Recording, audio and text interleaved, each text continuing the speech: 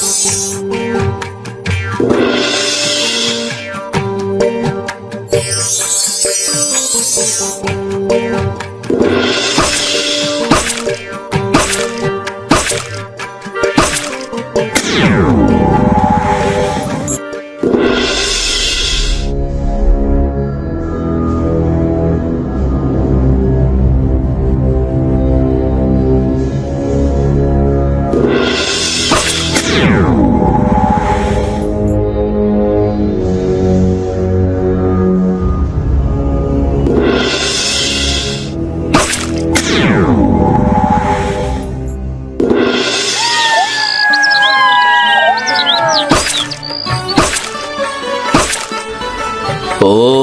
বাবারে, আজকে বড্ড গরম পড়েছে। সকাল হতে না হতেই সূর্যটা যেন তাতিয়ে উঠেছে। 2-4 বার কুঠারটা চালাতেই হাঁপিয়ে উঠেছি। না, এমন করে বসে থাকলে আজকে আর একটা গাছও কাটতে পারবো না। যাই যাই, তাড়াতাড়ি হাত লাগাই। এই বলে মোহন আবার গাছের গোড়ায় কুঠার চালাতে শুরু করে। ঠিক তখনই ঘটে যায় এক আশ্চর্য ঘটনা। মোহনের হাত থেকে কুঠারটা ভোজবাজির মতো গায়েব হয়ে যায়।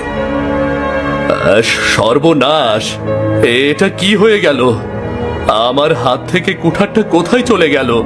আরে গরিব মানুষ, এই অভাবের সংসারে নতুন একটা কুঠার জোগাড় করা তো বড় কঠিন কাজ হয়ে যাবে।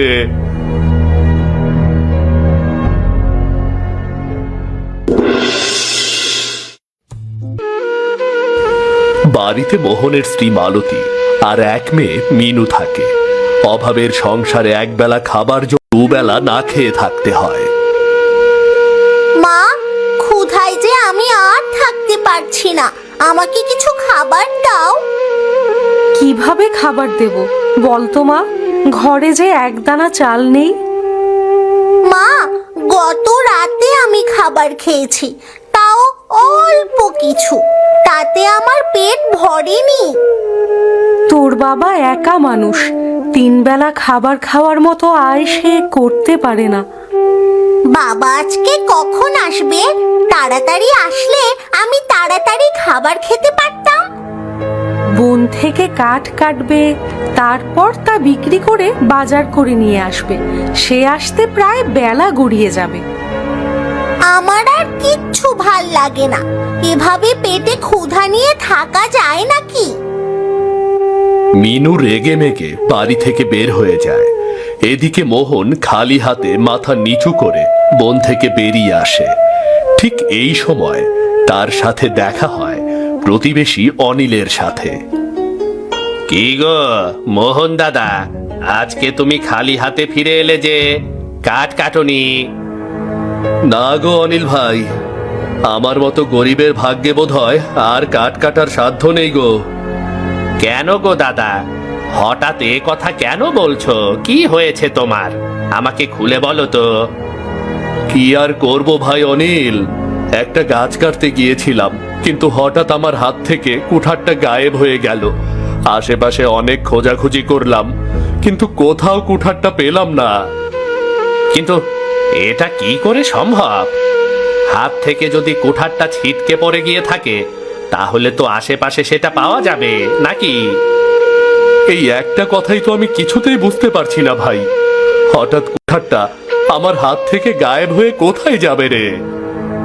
এমন কথা তো আমি আগে শুনিনি গো দাদা। তা কি বলে তোমাকে সান্ত্বনা দেব, আমি তো কিছুই বুঝতে পারছি না গো। কি আর করব ভাই, সবই আমার পোড়া কপাল, সবই আমার পোড়া কপাল। যাই গো, আমি তাহলে বাড়ির দিকে যাই। এই বলে মোহন বাড়ির উদ্দেশ্যে চলে যায়। এদিকে গ্রামের মোড়ল ছিল খুবই ধুরন্ধর প্রকৃতির মানুষ। চাকর রামুকে নিয়ে সে সব সময় কুচক্রি ষড়যন্ত্র করত। কই রে রামু, কি হয়েছে তোর বলতো? আজকাল তো দেখছি তুই একেবারে মরা মানুষের মতো হয়ে গেছিস। কেন মোড়ল সাহেব, হঠাৎ আমাকে কথা বলছেন যে? কেন বলবো না, তাই বলো তো শুনি, এর আগে তুই আমাকে টুকটাক বুদ্ধি দিয়ে সাহায্য করতি, কিন্তু আজকাল তো তাও দিচ্ছিস না। আপনারে বুদ্ধি দেওয়ার মতো সাধ্য কি আমার কাছে আছে মোরল সাহেব? বাজে বকিস না। শোন, গ্রামের মানুষদের থেকে খাজনা নেওয়ার পাশাপাশি তাদের ওপর একটু কলকাঠি নাড়াতে পারলে বেশ ভালো আয় রোজগার হয় রে।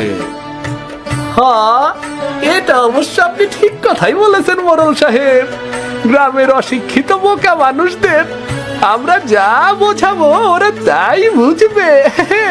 মাঝখান থেকে বেশ কিছু মাল করি আমাদের পকেটে ঢুকবে। সবটাই যখন বুঝতে পেরেছিস তখন আর দেরি করছিস কেন? কাজে লেগে পড় আর দেখতে থাক কার থেকে 2 পয়সা রোজগার করা যায়, কেমন? এদিকে এক বুক হতাশা নিয়ে বাড়ি ফিরে এসেছে মোহন। বারান্দায় মাথায় হাত দিয়ে বসে আছে সে।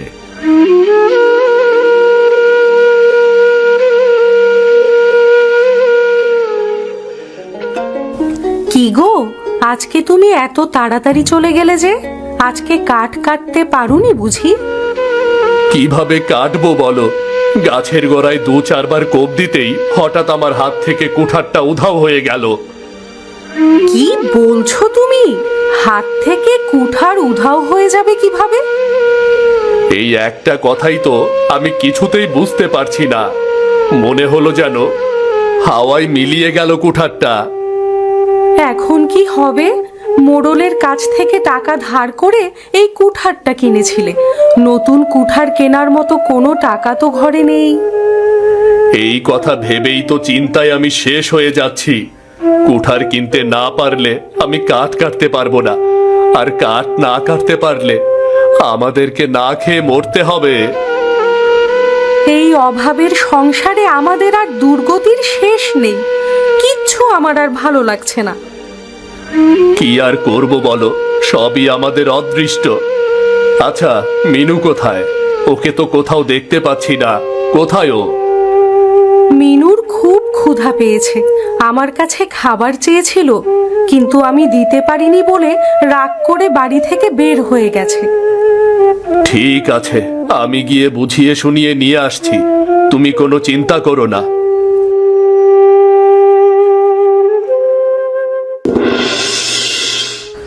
মিনুকে খুঁজতে মোহন বাড়ি থেকে বের হয়ে যায়। এদিকে মিনু নদীর পাড়ে বসেছিল। প্রতিদিন আমাকে ক্ষুধায় কষ্ট পেতে হয়। মা বাবার কাছে খাবার চাইলেও খাবার পাওয়া যায় না। আমি আর এত কষ্ট করতে পারছি না।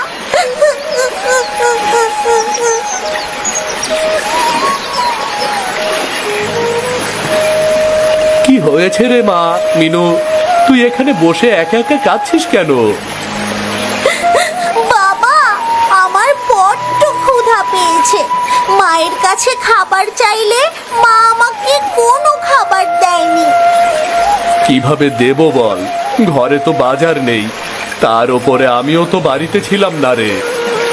বাবা, এখন তো তুমি এসেছো, তাহলে তুমি কি আমাদের জন্য বাজার করে নিয়ে এসেছো?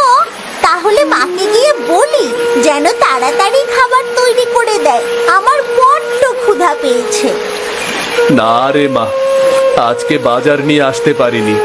হাতে একটা টাকা পয়সাও নেই রে, তার উপর কুঠারটা হারিয়ে গেছে। তুমি বাজার নিয়ে আসতে পারোনি? তার মানে কি আজকে আমাকে না খেয়ে কাটাতে হবে? রাগ করিস না মা, আমার সাথে ঘরে চল, আমি তোর জন্য একটা কিছু খাবারের ব্যবস্থা করে দেব। চল চল। মোহন মিনুকে অনেক বুঝিয়ে শুনিয়ে বাড়িতে নিয়ে চলে যায়।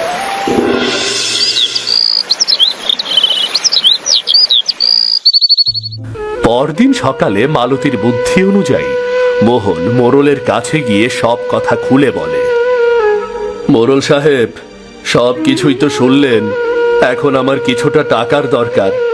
একটা কুঠার না কিনতে পারলে আমাদের যে না খেয়ে মরতে হবে।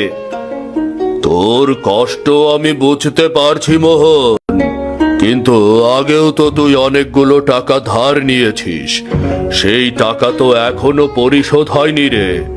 নতুন করে আবার টাকা নিলে তা কি পরিশোধ করতে পারবি বল? মোড়ল সাহেব, এই মুহূর্তে টাকা ধার করা ছাড়া আমার হাতে অন্য কোনো পথ নেই। আমি আপনাকে কথা দিচ্ছি, সব টাকা আমি পরিশোধ করে দেব, সব পরিশোধ করে দেব। তবে সঠিক সময়ে টাকা না পেলে কি হবে সেটা তো তুই ভালো করেই বুঝতে পারছিস নাকি? সে নিয়ে আপনাকে একদম দুশ্চিন্তা করতে হবে না মোড়ল সাহেব, আমি সঠিক সময়ে টাকা দিয়ে দেব।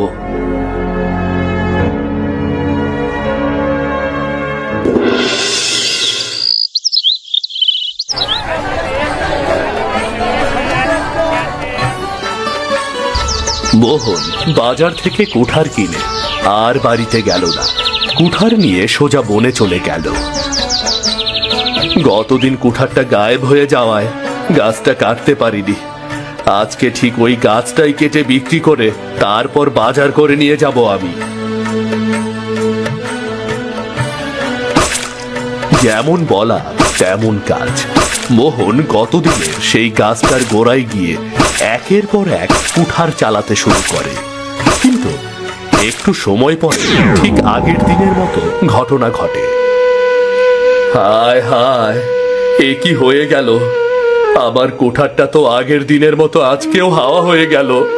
এসব কি হচ্ছে আমার সাথে? এখন কি করব আমি? কোথায় যাব আমি? পরপর দুদিনের এই ঘটনায় মোহন ভীষণ কষ্ট পায়। সে একটা গাছতলায় বসে কাঁদতে থাকে। এই মুখ নিয়ে আমি আর বাড়িতে ফিরতে পারবো না। বাড়িতে স্ত্রী কন্যা না খেয়ে আছে, আমি মোড়লের কাছ থেকে এতগুলো টাকা ধার করে বসে আছি, অথচ আবার একটার পর একটা কুঠার হারিয়ে যাচ্ছে। এই পোড়া কপাল আমি আর কাউকে দেখাবো না, কাউকে না। মোহন একা একা কথাগুলো বলছিল আর কাঁদছিল। ঠিক এই সময় ওই গাছ থেকে নেমে আসে এক পরী। জানতে চাও তোমার কুঠার কোথায় হাওয়া হয়ে গেছে? হ্যাঁ, আমি জানতে চাই কোথায় হারিয়ে গেছে আমার কুঠার। আমি গরিব মানুষ, এই কষ্ট আমি আর সহ্য করতে পারছি না। তুমি যে গাছটা কাটছিলে ওই গাছে আমি থাকি, তাই তো প্রতিবার আমি তোমার কুঠার গায়েব করে দেই।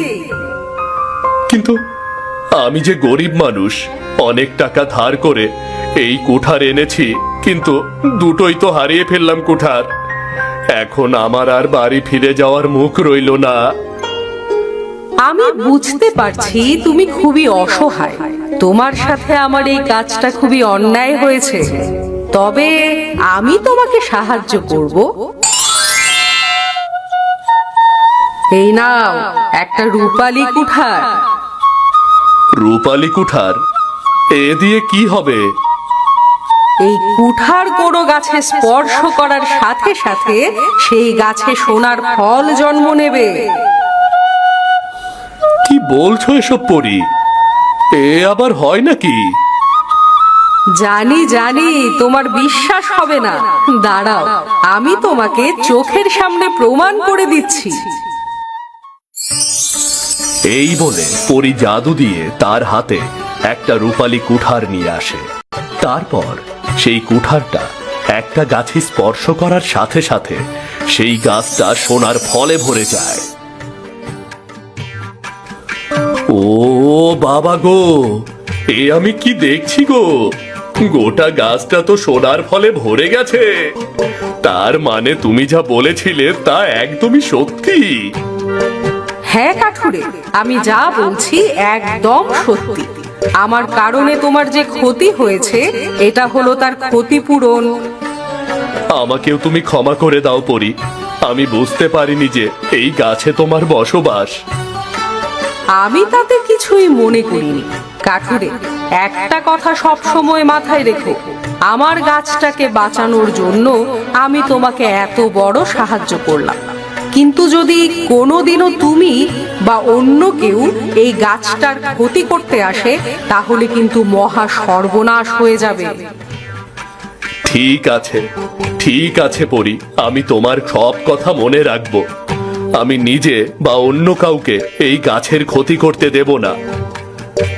পরী মোহনকে রূপালী কুঠার দিয়ে সেখান থেকে উধাও হয়ে যায়।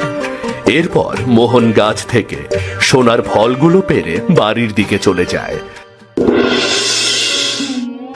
পথে দেখা হয় মোড়লের চাকর রামুর সাথে। এ কি দেখছি মোহন, তোমার এক হাতে রূপালী কুঠার, অন্য হাতে সোনার ফল।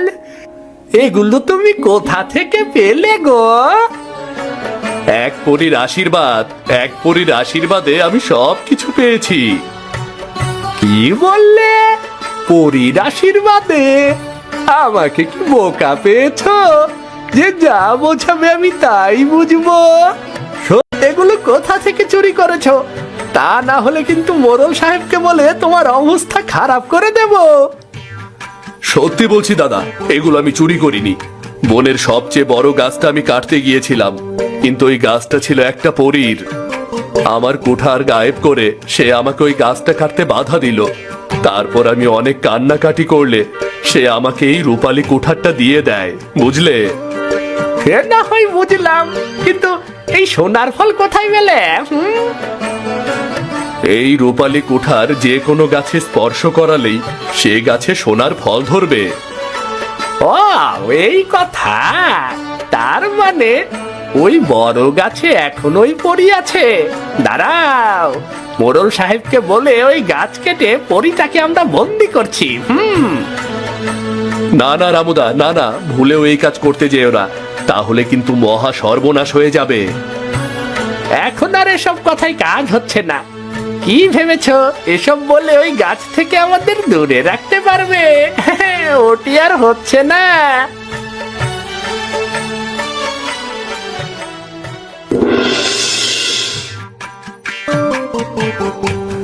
রামু এসে মোড়ল সাহেবকে সব কথা খুলে বলে। সব শুনে লোভে মোড়লের চোখ চকচক করে ওঠে, আর দুজনে তখনই বনের উদ্দেশ্যে বেরিয়ে পড়ে।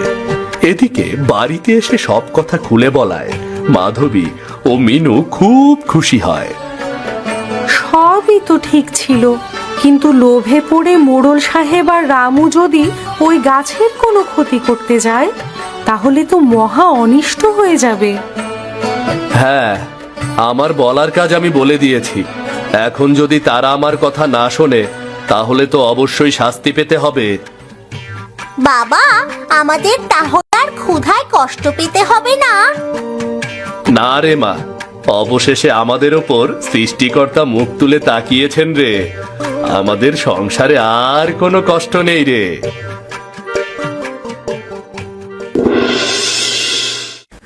এদিকে বনের ভেতর সেই বড় গাছটার নিচে এসে দাঁড়ায় মোড়ল আর রামু। রামুর হাতে মস্ত বড় এক কুঠার। তাকিয়ে আছিস কেন? তাড়াতাড়ি গাছটাকে কেটে ফেল। গাছ কাটার সাথে সাথে পরী পালাতে যাবে, আর ঠিক তখনই খপাত করে ধরে ফেলতে হবে, বুঝলি? ঠিক আছে মোড়ল সাহেব, হ্যাঁ, আমি গাছটাকে তাহলে কাটতে শুরু করি। আপনি চারদিকে নজর রাখেন, কেমন? এই বলে রামু গাছটার গোড়ায় কুঠারের একটা কোপ দিল, আর সাথে সাথে রামুর ওই হাত পাথর হয়ে গেল।